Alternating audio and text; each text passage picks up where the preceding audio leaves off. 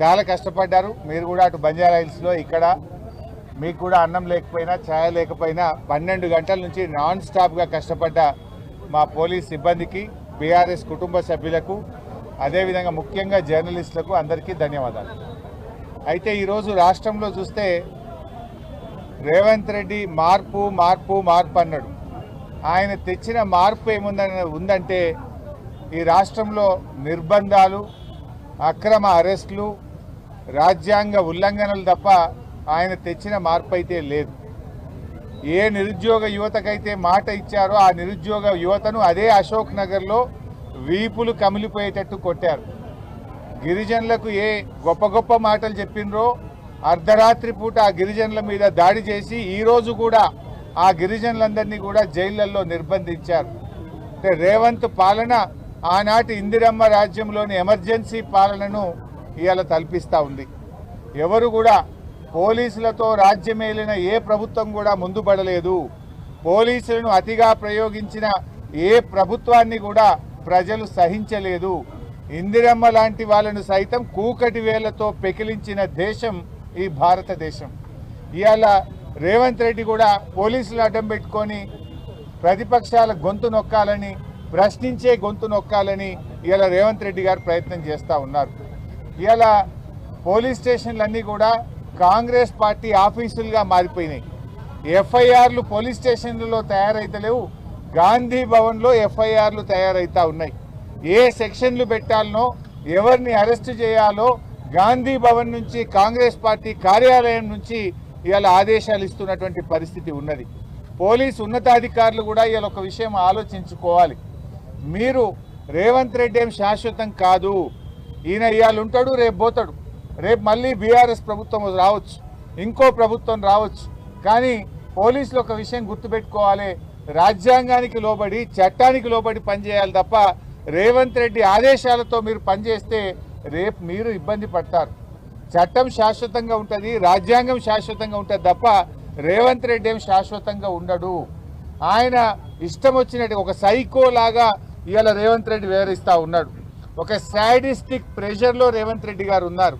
అంటే ఆయన ఒక పగ, ప్రతీకారంతో ఆయన పనిచేస్తూ ఉన్నాడు. ఇవాళ రేవంత్ రెడ్డి గారు ఒకటే విషయం ఆలోచించుకోవాలి. ఆయన ఏదో ప్రతిపక్షంపై పగబెట్టి గౌరవ ఎమ్మెల్యేలను, ప్రతిపక్ష నాయకులను నోటికొచ్చినట్టు మాట్లాడుతూ ఉన్నాడు. ఆయనలో ఒక సాడిస్టిక్ ప్రెషర్ ఉన్నది. అంటే గతంలో మరి ఏ రకంగా అయితే ఇవాళ కాంగ్రెస్ పాలన ఉందో ఈరోజు మళ్ళీ అదే రకంగా అంటే బీఆర్ఎస్ కార్యకర్తల్ని, ఎమ్మెల్యేలని అరెస్ట్ చేయాలి, ఇబ్బంది పెట్టాలి అనే ఒక పగతో, ప్రతీకారంతో రేవంత్ రెడ్డి పనిచేస్తున్నట్టు కనబడతా ఉంది. నీ ఏడాది పాలనలో కేసీఆర్ గారు కట్టించిన ఫ్లైఓవర్లకు ఇనాగరేషన్లు చేసినావు, కేసీఆర్ గారు కట్టించినటువంటి ఎస్టీపీలను ఇనాగరేషన్ చేస్తున్నావు, కేసీఆర్ గారు కట్టించిన కాలోజీ క్షేత్రాన్ని ఇనాగరేషన్ చేసినావు తప్ప అసలు నీ ఏడాది పాలనలో ఒక ఇల్లు కట్టినావా? నీ ఏడాది పాలనలో ఒక పాలసీ తెచ్చినావా? నువ్వు చేసిన ఒక్క మంచి పని ఉందా? నువ్వు ఒకవైపేమో ప్రజాపాలన అంటున్నావు. ప్రజాపాలన కాదు, ఈ రాష్ట్రంలో రాక్షస పాలన నడుస్తూ ఉంది. ఎక్కడ ప్రజాపాలన ఉంది? ప్రజాస్వామ్యము, ప్రశ్నించే హక్కు ఇస్తాం, 7వ గ్యారంటీగా ఇస్తున్నా అన్నావు.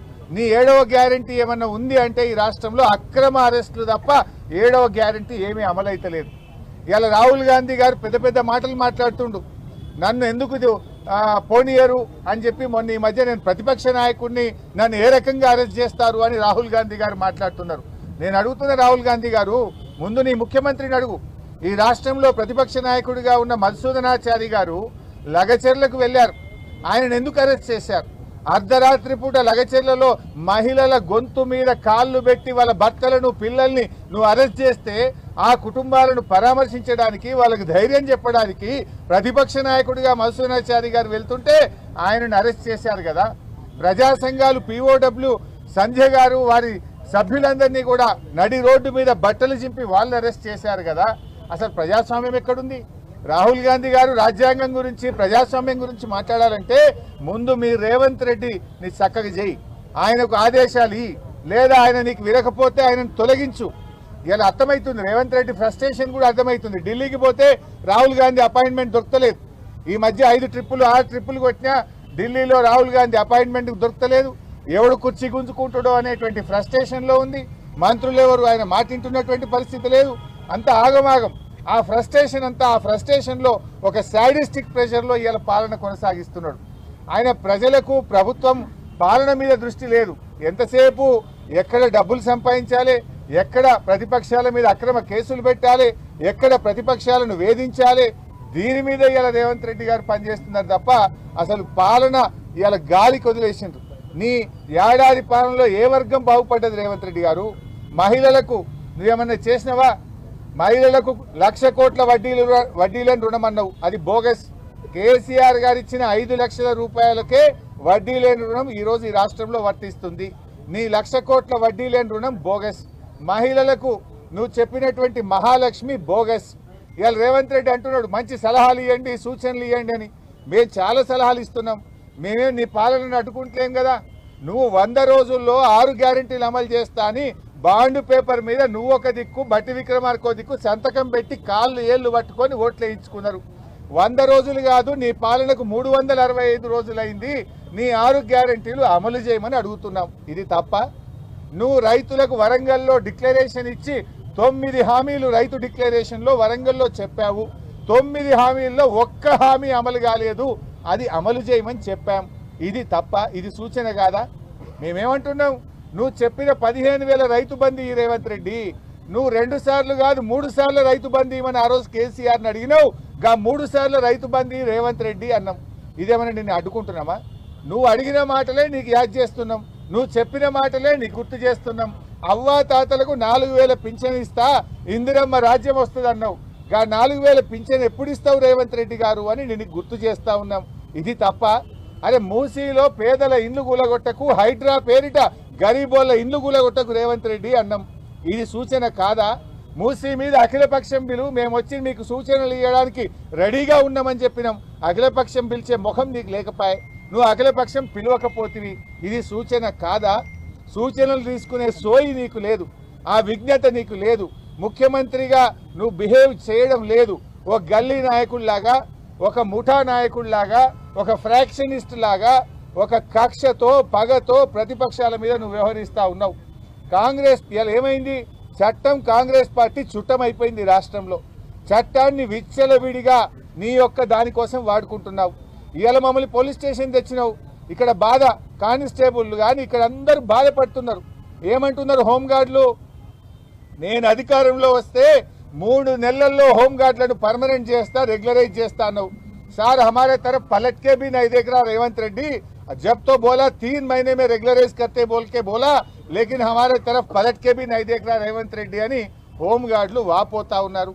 మా కానిస్టేబుళ్లకు రావాల్సిన 4 సరెండర్ లీవ్ పైసలు పెండింగ్ లో ఉన్నాయి. అంటే ఒక్కొక్క సరెండర్ లీవ్ అంటే 30,000 40,000 వస్తే పిల్లల ఫీజులు కట్టుకుంటాం సార్. ఎవరికి చెప్పుకోవాలని అర్థమైతలేదు. 4 సరెండర్ లీవులు పెండింగ్లు ఉన్నాయని మా కానిస్టేబుళ్లు బాధపడుతున్నారు. ఇవాళ పోలీసులకు రావాల్సిన టీఏ ట్రావెలింగ్ అలవెన్స్ కేసీఆర్ గారు 15 రోజులు ఇస్తే నువ్వు 7 రోజులకు తగ్గించినావు. ఆ టీఏ పైసలు కూడా 7 నెలల నుంచి టీఏ పైసలు వస్తలేవు సార్, మా కిస్తులు కట్టుకోలేకపోతున్నాం, ఈఎంఐలు కట్టుకోలేకపోతున్నామని పోలీస్ కానిస్టేబుళ్లు, పోలీస్ సిబ్బంది బాధపడుతున్నారు. కేసీఆర్ గారు ఉండగా పోలీస్ స్టేషన్ కు 75,000 రూపాయలు నెల నెలా ఇచ్చిండు. స్టేషన్ అలవెన్స్ ఇస్తే నువ్వు వచ్చినాక స్టేషన్ అలవెన్స్ బంద్ అయింది. కాగితాలకు ప్రింటర్లకు కూడా గోస ఉన్నది. సీసీ కెమెరాలు పనిచేయకపోతే రిపేర్ చేసే దిక్కు లేదని పోలీసు వాళ్ళు బాధపడుతున్నారు. ఎవరిని ఉద్ధరించినావు నువ్వు?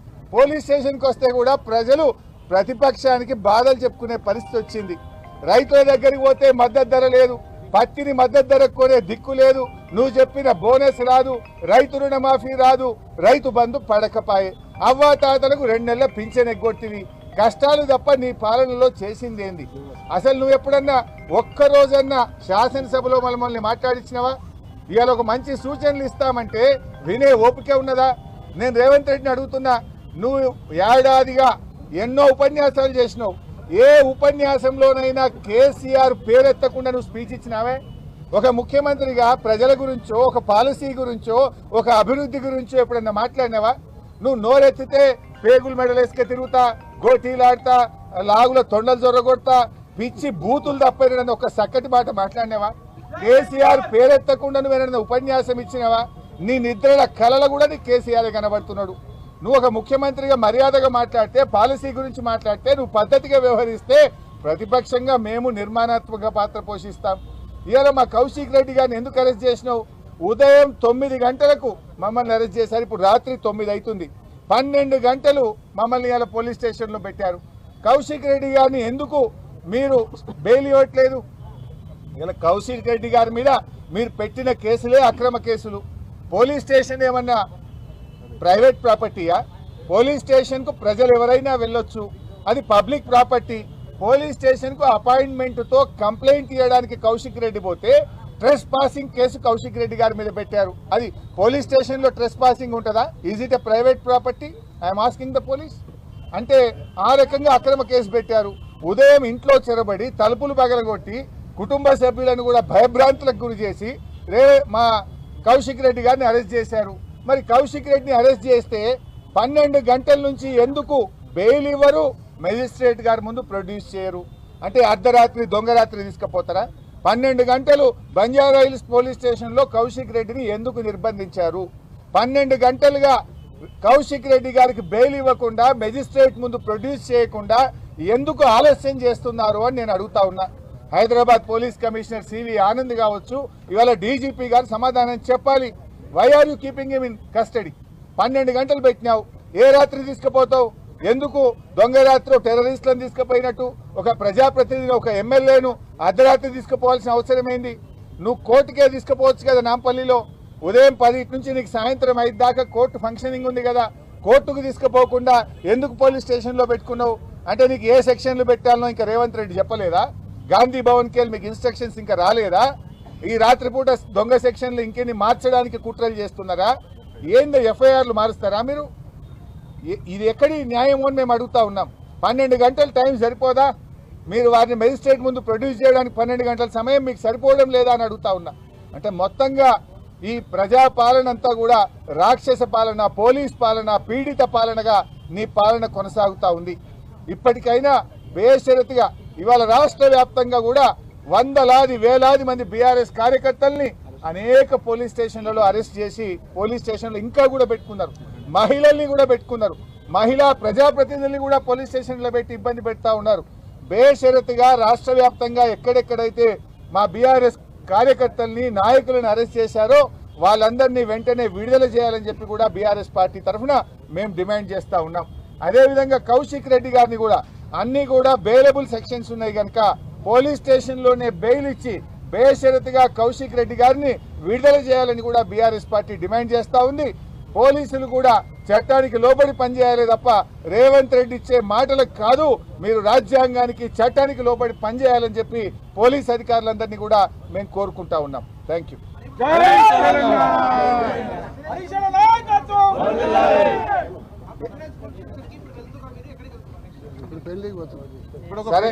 ఒక కార్యక్రమం ఉంది. తప్పకుండా కౌశిక్ రెడ్డి గారిని విడుదల చేసుకునేదాకా బీఆర్ఎస్ పార్టీ నిద్రపోదు. కౌశిక్ రెడ్డి గారికి అండదండగా ఉంటుంది.